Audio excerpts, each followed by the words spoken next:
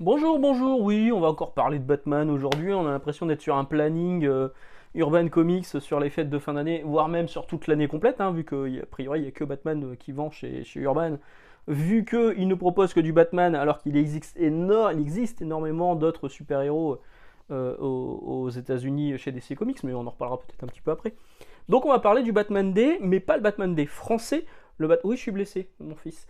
Le Batman des Français, vous savez, on en a parlé un petit peu la semaine dernière, ça a été confirmé par Urban, c'est donc bien le 15 septembre pardon, en France, avec une histoire de Tom King et Clayman, qui sont en fait les épisodes de Batman 36 et 37, scénarisés par Tom King, les épisodes de Super Friends Double Date.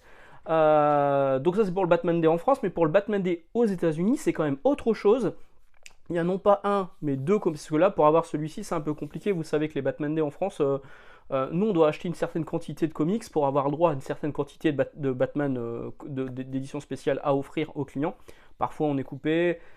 Pour en récupérer, franchement, c'est une galère, faut le dire, hein, c'est une galère. Aux États-Unis, c'est un peu un free comic book day, mais dédié à Batman. Il y a deux comics offerts le 16 septembre. Là, c'est le 16 septembre, c'est un samedi. Euh, il y a deux comics offerts, il y a une édition spéciale d'un Batman bien connu et à mon avis, camarade Denis, il va falloir que tu te penches, pardon, que tu te penches sur la question, hein, vraiment. Oui, oui, je m'adresse à toi Denis. Denis de 10h47, l'heure du comics. Il y aura aussi un autre numéro spécial, enfin il y a des hardcovers qui sortent en même temps. Enfin bref, on va en parler dans la vidéo. On va commencer tout de suite. Alors toutes ces informations, elles sont tirées pas de mon chapeau, ni de mon trou de balle, mais de DC Connect, le numéro qui annonce les sorties de septembre. Donc avec la sortie, la grosse annonce du crossover The Gotham War, qui est juste là. On va en parler justement parce que Gotham War, c'est un des comics offerts. Alors Gotham War, aux États-Unis, ça démarre fin août avec un one-shot. Si vous voulez une petite preview, si vous voulez le Batman Catwoman Prélude to Gotham War, donc le prologue de ce qui va se passer fin août, il faudra attendre le Batman Day du 16 septembre. C'est un peu con, mais c'est comme ça. Un comics offert. Donc Batman Catwoman Prélude to Gotham War, Prélude to Gotham War, 10 pages. Bon, il n'y a que 10 pages d'histoire inédite. Le reste, c'est une preview de Battle Lines, qui est le premier one-shot. On va en parler un petit peu de Batman Catwoman Gotham War. Qui va certainement être mise en avant début d'année prochaine chez Panini. Après tout, c'est écrit Batman dessus. Chez Panini. Chez Urban, pardon, vu que c'est écrit Batman dessus et Catwoman.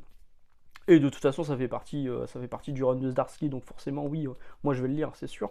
Donc ce prélude, vous l'avez pendant le Batman Day américain, gratuitement, avec seulement 10 pages en exclu, mais quelques semaines après la sortie du premier one-shot. Donc Batman Catwoman The Gotham Lines, il y a un one-shot fin août qui s'appelle Battle Lines, scénarisé par Chip Zdarsky et Tiny Ward, dessiné par Mike Off-Town, comment vous le prononcez vous, j'en sais rien, et Adriano Di Benedetto, c'est plus facile, hein, Adriano Di Benedetto, c'est pas si facile que ça en fait. Ça se passera également dans Batman 137, dessiné par Jiménez, dans Catwoman 57, Batman 137, Catwoman 57, dessiné par Nico Léon, dans les deux numéros spéciaux Batman Catwoman Gotham War, donc là c'est les ventes en tant que telles, il n'y en a que deux, hein. Et un épisode spécial dédié à Redwood, il y aura un Batman Catwoman Redwood, et il y aura un Batman Catwoman Scorched Earth, qui est donc le final, la fin de la mini-série.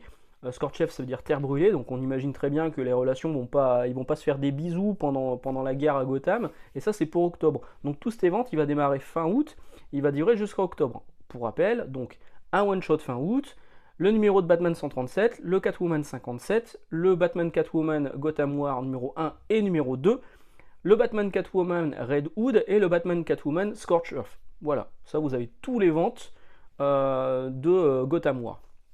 Et vous avez le prélude pendant le Batman Day, gratuit. Autre titre gratuit qui sortira donc le 16 septembre aux États-Unis. Alors, vous voyez avec vos dealers de comics VO français habituels, hein, Astro City, Comic Zone, j'en oublie certainement beaucoup. Voyez avec eux si c'est possible de les avoir, quelles sont les conditions d'obtention aussi, parce que c'est gratuit, mais vous n'allez pas rentrer et puis dire ah bah donnez-le moi, je me barre. Non, à mon avis, il y aura sans doute une condition d'achat, ce qui est de bonne guerre, hein, parce que pour nous c'est gratuit, pour eux ça l'est pas, hein, même si c'est pas très cher à l'achat. Donc il y aura un deuxième numéro gratuit qui est Batman Joker The Deadly Duo numéro 1 spécial. Alors, qu'est-ce qu'il a de spécial pour l'instant, je sais pas. Est-ce qu'il sera en noir et blanc? Je sais pas. En tout cas, c'est un truc gratuit, donc ce sera le premier chapitre, c'est celui-ci, Batman Catwoman The Deadly Duo, qui sortira donc juste avant la version française qui arrive fin septembre, si je dis pas de bêtises, peut-être que je me trompe, mais surtout juste avant le hardcover américain qui sort un peu plus tard. Voilà, donc ça sera une façon de découvrir le premier chapitre de Batman Joker, je dis Batman Catwoman, je suis Batman Joker The Deadly Duo, qui est une bonne histoire. Enfin, l'histoire elle est correcte, mais les dessins sont exceptionnels. Moi, franchement, j'ai beaucoup aimé. Niveau one shot sur Batman, vous allez vous régaler, c'est sûr. Est-ce qu'il sera en noir et blanc comme l'édition spéciale qui est prévue chez Urban? Je sais pas, mais en tout cas, ce sera le premier chapitre offert pour le Batman Day aux États-Unis. Alors ensuite, qu'est-ce qu'on aura? On aura un autre comics, et là, Denis, écoute bien. Batman 608, qui est donc le premier épisode de Batman Hush, Batman Silence en français. Oui, Silence, pourquoi Silence? C'est ta faute, Edmond, et je te juge là-dessus. Donc, c'était Edmond Touriel qui avait fait la traduction. Batman 608, c'est celui-ci. Moi, je les ai tous en floppy. Voilà. Donc, le Batman 608, le premier, ressortira avec la cover du second printing. Donc, c'est pas cette cover-là. C'est une cover, on voit Batman qui est debout sur une gargouille au-dessus de Gotham, qui est vraiment qui a une prestance. Donc, c'est la couverture du second printing, mais en version foil cover. Alors, foil cover, c'est quoi? Bah, c'est une version en couverture d'aluminium, et j'en profite pour vous sortir une série de Rob Liefeld. Voilà, c'est ça du foil cover, ça brille. Vous voyez, ça c'est Prophet. Derrière, bah, on voit que c'est comme ça.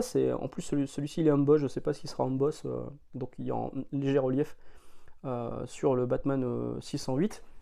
Mais donc, ce Batman 608 ressortira le 16 septembre avec la couverture du second printing. Est-ce que je vais craquer?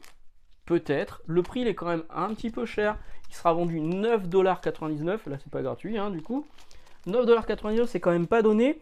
Mais ça permet, bon, déjà aux collectionneurs comme moi de se dire ouais, trop cool, parce que c'est quand même l'anniversaire, c'est le 20e anniversaire. Enfin, déjà 20 ans. 20 ans. Il y a 20 ans, j'allais chez Astro, ils étaient pas au même endroit, et je leur disais Batman. Je me suis remis à Batman avec Batman Hush, parce que Jim Lee. C'est tout. Jeff Loeb, Jim Lee. Il m'en fallait pas plus, c'était nickel. Donc le Batman 608, le premier chapitre, ressort à ce moment-là. Quelques semaines plus tard, on est quand même en novembre, hein, je crois. Je me suis fait un petit pense-bête. Oui, j'ai préparé mes vidéos cette fois. Avec un marque-page signalerique, qui est quand même trop classe. C'est une carte spéciale. Donc vous voyez, il y a l'omnibus de la Batman de Hush Saga. L'omnibus qui est là, qui sort le 7 novembre. Quand même, qui coûtera la modique somme de 150$, et ouais, pour 1272 pages, avec Batman 608 à 619, donc l'intégralité de Batman Silence. Si vous n'avez jamais lu Batman Silence et que vous voulez lire du Batman idéal pour commencer, Batman Silence.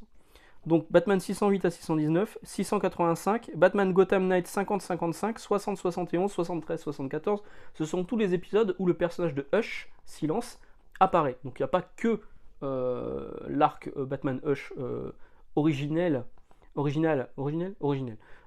scénarisé par Loeb et Jim Lee. Il y a aussi d'autres scénaristes qui ont travaillé sur le personnage de Silence.